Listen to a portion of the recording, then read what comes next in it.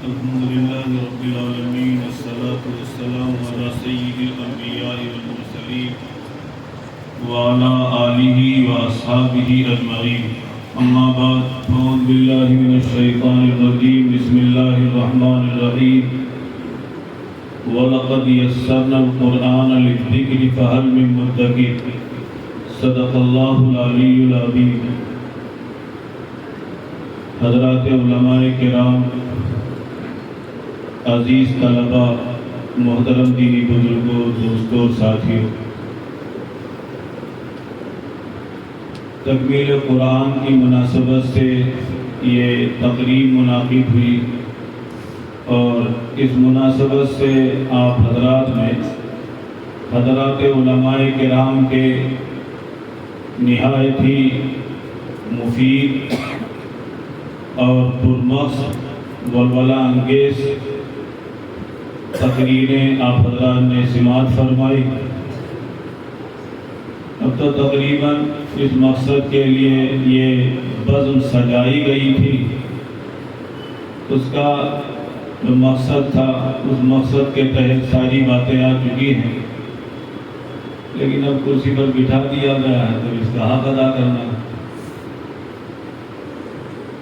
جو میں نے آیت تلاوت فرمائی ہے یہ سورہ قمر کی آیت ہے، اور اللہ تعالیٰ نے اس سورت کے اندر اس آیت کو 4 مرتبہ دہرایا۔ وَلَقَدْ يَسَّرْنَا الْقُرْآنَ لِلذِّكْرِ فَهَلْ مِن مُدَّكِرٍ، اور ہم نے ذکر کو آسان بنا دیا ہے، تو کیا کوئی نصیحت حاصل کرنے والا، یاد کرنے والا ہے؟ حضرت مولانا مفتی شفیع صاحب رحمۃ اللہ علیہ نے لکھا ہے کہ ذکر کے 2 معنی، ذکر کے ایک معنی ہے نصیحت حاصل کرنا، اور ذکر کے دوسرے معنی ہے قرآن پاک کے۔ دونوں معنی یہاں پر درست ہو سکتے ہیں۔ ہم نے قرآن پاک سے نصیحت حاصل کرنے کو آسان بنا دیا ہے، اور دوسرے قرآن پاک کو ہم نے یاد کرنے کے لیے آسان بنا دیا۔ اسی کا نتیجہ ہے کہ آج پوری دنیا میں لاکھوں اور ہزاروں کروڑوں کی تعداد میں آپ کو حفاظ مل جائیں گے جو قرآن پاک کو اپنے سینوں میں محفوظ کر رہے ہیں، اور یہ اس امت کی خصوصیت ہے۔ سابقہ امتوں میں کوئی ایسی امت نہیں گزری ہے کہ امت نے آسمانی کتابوں میں سے کسی کتاب کو زبانی یاد کیا، صرف یہ اسی امت کی خصوصیت ہے۔ اور اللہ تعالیٰ نے قرآن پاک کے نزول کے ساتھ اعلان کیا تھا اِنَّا نَحْنُ نَزَّلْنَا الذِّكْرَ وَإِنَّا لَهُ لَحَافِظُونَ، ہم نے ہی قرآن پاک کو اتارا ہے اور ہم ہی اس کی حفاظت کریں گے۔ اور آسمانی کتابیں اللہ تعالیٰ نے نازل کی، اتاری، لیکن ان کی حفاظت کا وعدہ اللہ تعالیٰ نے نہیں کیا تھا، بلکہ امت کے حوالے کر دیا تھا کہ تم اس کی حفاظت کرو۔ اسی لیے علماء کہتے ہیں آسمانی کتابیں موجود تو ہیں لیکن محفوظ نہیں۔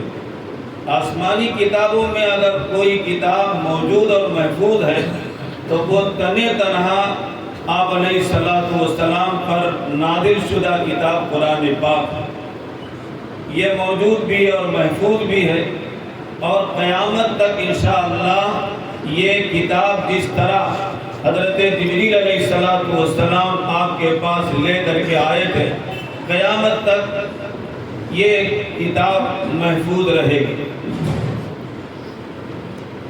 اللہ تعالیٰ نے اس کا نظام بھی اسی طرح بنایا۔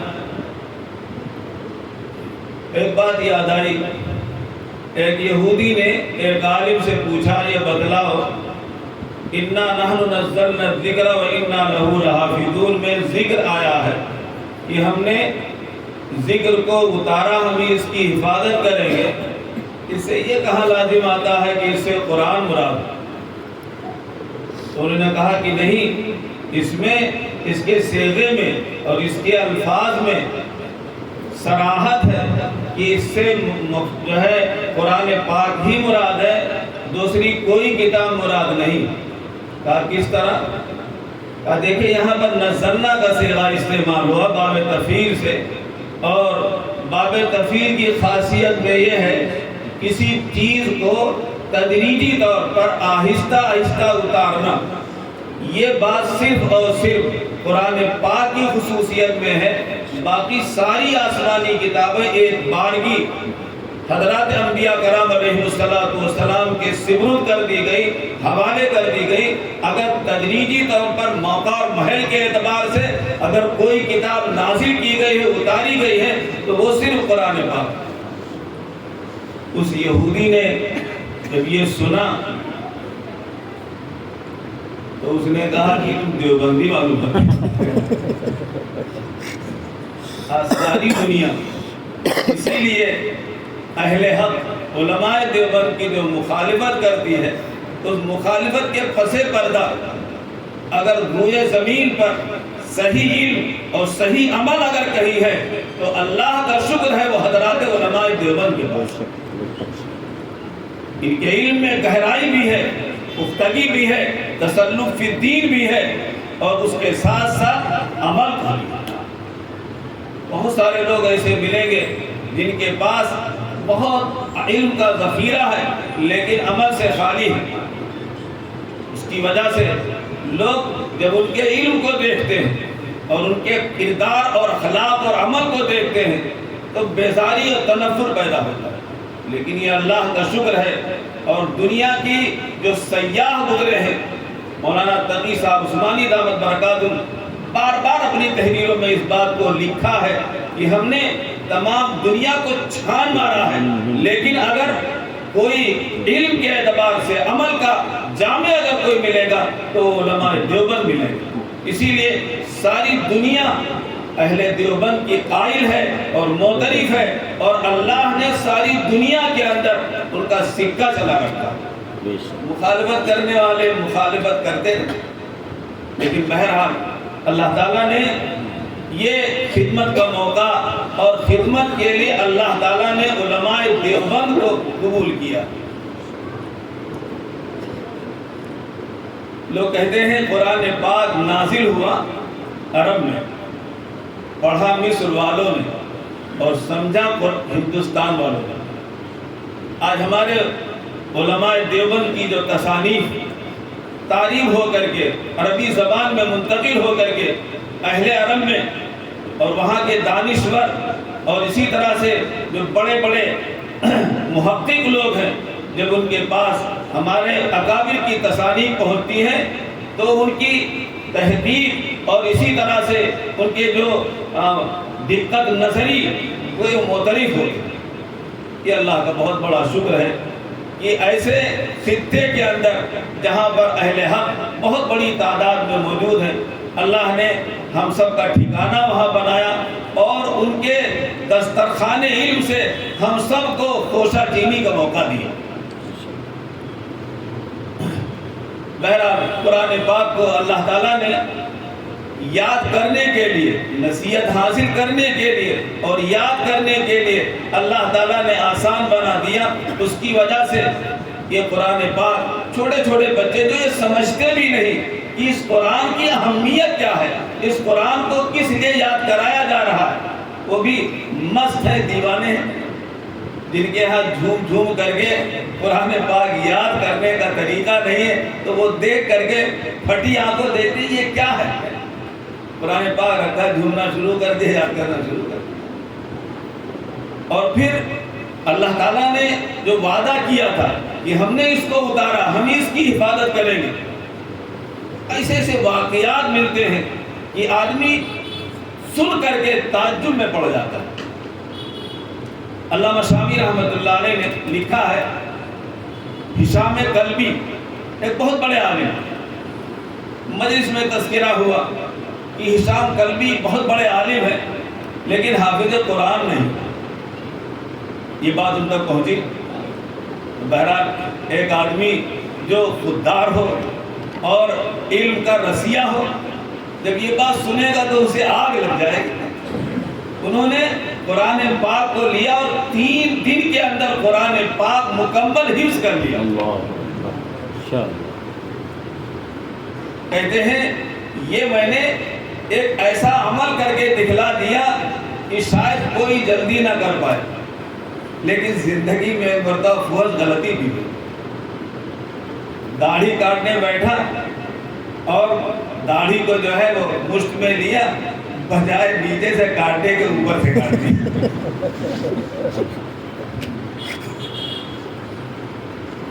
امام محمد رحمۃ اللہ علیہ جو امام حنیفہ رحمۃ اللہ علیہ کے شاگرد ہیں، امام حنیفہ رحمۃ اللہ علیہ کی مجلس میں حاضر ہوئے اور یہ کہا کہ ہم آپ کے درس میں شامل ہونا چاہتے ہیں۔ امام حنیفہ رحمۃ اللہ علیہ کا طریقہ یہ تھا کہ کوئی بھی شخص ان کے درس میں حاضر ہونا چاہتا تو شرط اول حافظ قرآن ہونا۔ پوچھا حافظ قرآن ہو؟ کہا حافظ قرآن نہیں۔ تو کہا تم فقہ پڑھنے کے لیے آئے ہو اور فقہ کے اندر دلائل قرآن پاک سے عام طور پر لیے جاتے ہیں، اس لیے جب تک تم حافظ قرآن نہیں ہوگے تمہارے لیے فقہ حاصل کرنا ممکن نہیں ہوگا، اور ہمارے درسگاہ کی شرط ہے حافظ قرآن ہونا۔ چنانچہ گئے اور جانے کے بعد 1 ہفتے کے بعد اپنے والد کے ساتھ آئے تو یہ کہا میں نے پورا قرآن پاک یاد کر لیا ہے، آپ جہاں سے چاہیں امتحان لے کر کے آپ امتحان لے سکتے ہیں۔ اس ایسے ہمارے بزرگوں میں سے بعض لوگوں کے بارے میں آتا ہے سفر میں ہے، اور خاص طور پر جو بحری سفر تھا، جہاز کا سفر حج کے لیے جا رہے ہیں، کوئی حافظ قرآن نہیں، لوگوں نے تیاری کی، روزانہ 1 پارہ یاد کیا اور تراویح میں سنا دیا۔ یہ اللہ تعالیٰ نے قرآن پاک کی حفاظت کا جو وعدہ کیا تھا اس کا ایسا غیبی نظام اللہ نے بنایا ہے کہ بغیر کسی سرکاری نظام کے تحت یا اسی طریقے سے لوگوں کے بہت زیادہ اہتمام کے تحت جو ہے یہ کام پورا ہو، بلکہ اللہ نے ہر ایک کے دل کے اندر یہ شوق و جذبہ پیدا کر دیا کہ حفظ قرآن کے لیے لوگ اپنے بچوں کو تیار کرتے ہیں، بچے خود آمادہ ہوتے ہیں۔ پیر ذوالفقار صاحب دامت برکاتہ بڑے بافیض عالم بیان نے کیا کہ پاکستان میں ایک جگہ ایک صاحب سے ملاقات ہوئی، وہ بچوں کو حفظ کراتے تھے۔ انہوں نے کہا کہ آپ ہمارے علاقے میں جب آئیں تو ہمارے یہاں بھی تشریف لائیں۔ انہوں نے کہا کہ ٹھیک ہے، جب ادھر ہم آئیں گے تو آپ کے یہاں ضرور آئیں گے۔ وعدہ کر لیا۔ وہ جب مولانا وہاں پہنچے تو یہ بھی وہ پہنچ گئے، کہنے لگے آپ نے وعدہ کیا تھا کہ جب ادھر ہم آئیں گے تو آپ کے یہاں آئیں گے۔ تو کہا وعدہ تو کیا تھا۔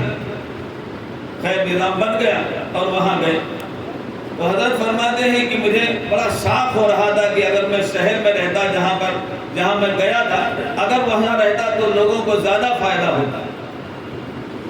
کہنے کے دسترخوان پر ناشتے کی چیزیں جمع کی گئی تو کہنے لگے کہ ہمارے والد صاحب قرآن پاک کے حفظ کے بہت بڑے ماہر تھے، حفظ کرانے کے بہت بڑے ماہر تھے، اور ان کو قرآن سے بہت شغف تھا۔ کہنے کے اچھا کچھ واقعات بیان کیے تو انہوں نے کہا کہ ہمارے والد صاحب کو ایک صاحب نے بڑے بزرگ تھے، انہوں نے یہ کہا تھا اگر تم کچھ دنوں تک روزانہ 1 قرآن پاک مکمل کر دو تو پھر اللہ تعالیٰ تمہارے خاندان میں بہت سارے حفاظ پیدا کرے گا۔ پہلے کہ میرے والد صاحب نے اس عمل کو اپنایا، اس عمل کی برکت سے کہتے ہیں آج ہمارے گھر میں 6 سال سے جو اوپر کا بچہ وہ سب حافظ ہے۔ الحمدللہ بہرحال اس طرح سے اللہ تعالیٰ نے قرآن پاک کی حفاظت کا وعدہ کیا تھا، اس حفاظت کا انتظام اللہ نے اس طرح کر دیا۔ پھر جو لوگ قرآن پاک کے یاد کرنے میں اسی طریقے سے چاہے الفاظ کے اعتبار سے، معنی کے اعتبار سے، اسی طریقے سے دوسرے علوم و فنون کے اعتبار سے، اللہ تعالیٰ کا وعدہ ہے جو لوگ قرآن کا شغل اختیار کرنے والے ہیں میں ان کو ان سب سے زیادہ دوں گا جو مانگنے والے ہیں۔ اس لیے جو لوگ بھی قرآن پاک کا شغل اختیار کیے ہوئے ہیں وہ بڑے ہی قیمتی لوگ ہیں، اور اللہ تعالیٰ کی خاص عنایت ان پر ہوتی ہے اور خاص قسم کے انوار و برکات ہوتے ہیں۔ حضرت مولانا منظور صاحب نعمانی نور اللہ مرقدہ لکھتے ہیں، اپنا خیال اور اپنا احساس نقل کرتے ہیں، فرماتے ہیں میں کسی کو دیکھتا ہوں کہ وہ میری کتاب پڑھ رہا ہوتا ہے، اگر میں دیکھتا ہوں کہ کوئی شخص میری کتاب پڑھ رہا ہوتا تو ایک قلبی تعلق اس سے ہو جاتا ہے، اور اتنا تعلق ہو جاتا ہے کہ اپنے عزیزوں سے زیادہ ہو جاتا ہے۔ اللہ علیم و خبیر عالم الغیب ہے، کوئی چیز اس کی نظر سے پوشیدہ نہیں۔ یہ ہمارے بچے یہ اور لوگ بھی جب قرآن پاک پڑھیں گے اور اللہ تعالیٰ اپنی نظر سے دیکھیں گے تو یقینی طور پر اس کی محبت اللہ کے دل میں ضرور ہوگی۔ جب ایک انسان اپنی کتاب اپنی تصنیف سے اس طرح متاثر ہوتا ہے تو یقینی طور پر جب اللہ رب العزت اپنے کلام کو پڑھتے ہوئے پڑھاتے ہوئے اور اس اشتغال کے جو مشغول ہوں گے تو ظاہر سی بات ہے وہ اللہ کے مقرب بنتے ہوں گے۔ بہرحال اللہ تعالیٰ سے دعا کہ اللہ تعالیٰ ہم تمام لوگوں کو قرآن پاک کے ساتھ اشتغال پوری زندگی کے لیے اللہ قبول فرمائے، اور اس اشتغال کے ساتھ اللہ تعالیٰ ہمیں باقی قائم رکھے۔ اللہ تعالیٰ جس طرح ان بچوں کو تکمیل قرآن کی سعادت اللہ نے مرحمت فرمائی ہے، پوری زندگی یاد رکھنے کی اور عمل کرنے کی اللہ توفیق مرحمت فرمائے۔